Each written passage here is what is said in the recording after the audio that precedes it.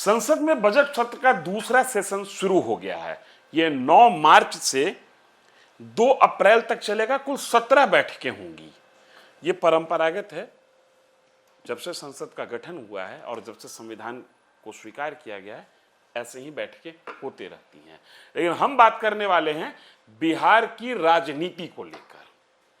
होली के दिन से जो खबर परवान चढ़ रही है, उस खबर के आश्रय लोग ये कह रहे हैं, पॉलिटिकल पंडितों का ये मानना है कि बिहार में बीजेपी के मुख्यमंत्री अब होंगे।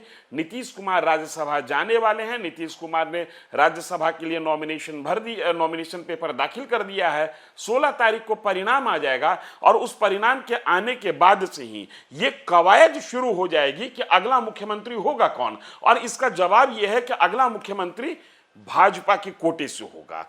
बड़े बड़े दिग्गज तो यहां तक दावा कर रहे हैं कि कौन होगा, किसका नाम है, किसका नाम नहीं है, अगड़ा होगा, पिछड़ा होगा, महिला होंगी।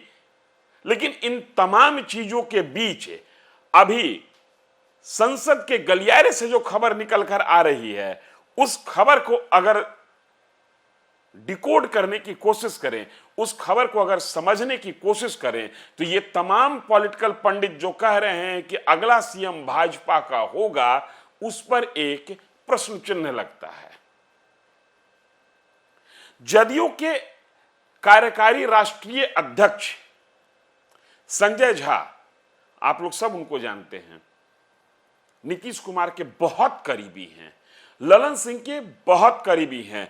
और कल यानी रविवार को जब निशांत, नीतीश जी के सुपुत्र, जदयू की सदस्यता ले रहे थे, तो सदस्यता दिलाने के लिए संजय झा स्वयं वहां मौजूद थे। और जो विजुअल देखने को मिला, जिस तरीके से पूरी तस्वीर निकल कर आई, उसमें संजय झा के कहने के अनुसार ही निशांत कार्य करते हुए दिखे। संजय झा ने कहा प्रणाम कीजिए, निशांत ने अभिवादन किया, लोगों का हाथ जोड़कर प्रणाम किया। संजय झा ने कहा खड़ा हो जाइए, निशांत खड़े हो गए। संजय झा ने इशारा किया कि कुछ बोलिए, बोलने लगे।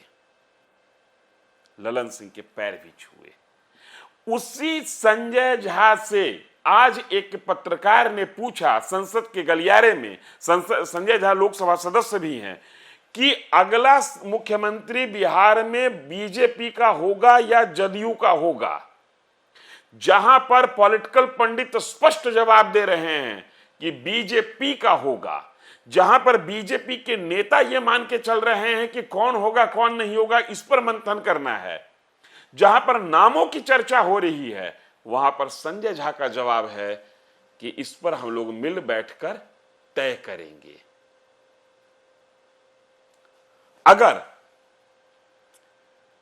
जो चर्चा है राजनीतिक गलियारों में, जो पॉलिटिकल पंडित के पास जो खबर आई हुई है, जो सूत्रों के हवाले से खबर निकालने और उस खबर के आश्रय खबर गढ़ने की कोशिश करते हैं, उनकी माने तो बीजेपी का मुख्यमंत्री होगा।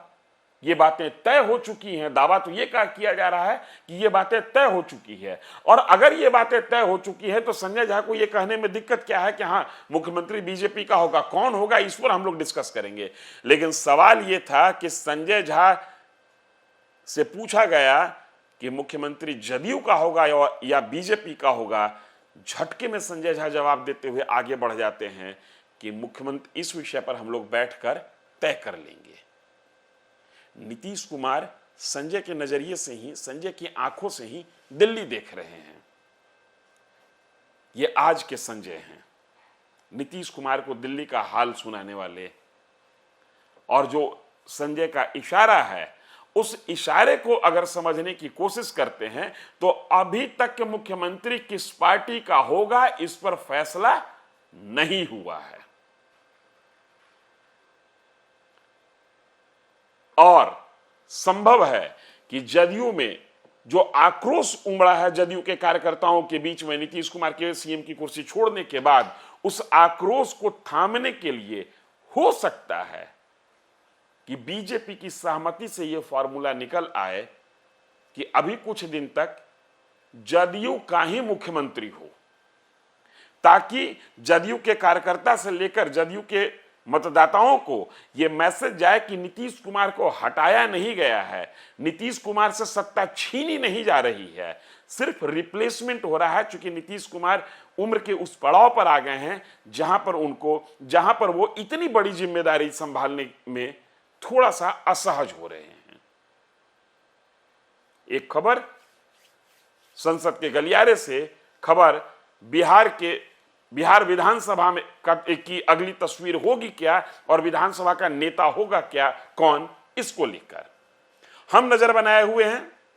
बिहार सहित देश की तमाम पॉलिटिकल खबर पर आप नजर बनाए रखिए न्यूज़ फॉर नेशन पर। धन्यवाद।